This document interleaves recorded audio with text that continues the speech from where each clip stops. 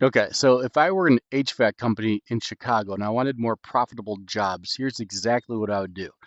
And before I get into this, I know all this because we manage the marketing for one of the largest residential HVAC companies in the Midwest. It's not in Chicagoland, so I'm not talking about one of your competitors, but we know what works and we know what doesn't work, and we just do what works at scale. So the first thing I would do is stop asking, well, how do we get more leads?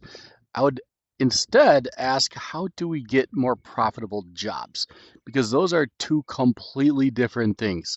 A lot of HVAC companies are chasing $99 tune-ups and $149 cleaning checks, which is fine, but the problem is your net profit after labor, fuel, overhead, and everything else might be 20 or 30 bucks. And no one really builds $1 million HVAC company making $20 at a time. Now, those jobs absolutely have value because they can lead to maintenance agreements, replacements, and long-term customers, but the real money is in system replacements, maintenance memberships, and high efficiency installs. And that's where I would focus. If I owned an HVAC company, I'd build my marketing around the entire customer journey. And as we know, that's changed a lot lately. I'd run separate campaigns for emergency AC repair, emergency furnace repair, AC replacement, memberships, seasonal tune ups, obviously, depending on winter, summer in Chicago, whatever the case may be, but those are all different customers with different needs. Think about someone searching for an emergency AC repair on a 95-degree day in Chicago.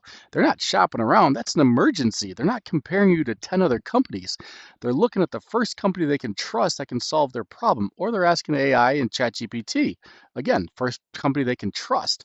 And that's completely different from someone that's researching a $15,000 replacement over the next couple of weeks. But you need to show up for both. The next thing I would do is stop marketing to everyone. When you try to be everything to everyone, you end up essentially being no one to anyone, right? So pick the neighborhoods, the towns, the communities that you actually want to dominate. It's easier today than ever before to get hyper local. Barrington, Arlington Heights, Palatine, Naperville, whatever the situation is. But Google Maps, local service ads, SEO, YouTube, streaming TV, all of those platforms allow you to target specific communities instead of wasting money advertising across an entire metro area. You don't need to buy WGN or Fox 32 hoping the right homeowner sees it. I see commercials all the time for a HVAC company in Joliet. Now you can target exact markets that you want. Then I'd make sure my company dominates the places that matter. Top three in Google Maps, Google guaranteed, organic search, and build a demand stack around how homeowners actually buy. I've talked about this before. Most people create their to-do list activities on Mondays and Tuesdays. That's when they are scheduling repairs. They're booking estimates. They're requesting second, third opinions. So why would your marketing be exactly the same every day of the week? Again, be most aggressive when demand is actually being created. And finally, I'd stop judging marketing by clicks and impressions. I hate to say it, but there's a lot of agencies who report vanity metrics, and owners get misled. Agencies report activity, and business owners should be measuring outcomes. Did my phone ring? Did we book the job? Did we create a replacement opportunity? Did we sell the install? And at the end of the day, how much profit did we generate? Because that's what we're here for. We're not here to lose money. We're not here to break even. And that's how great HVAC companies think.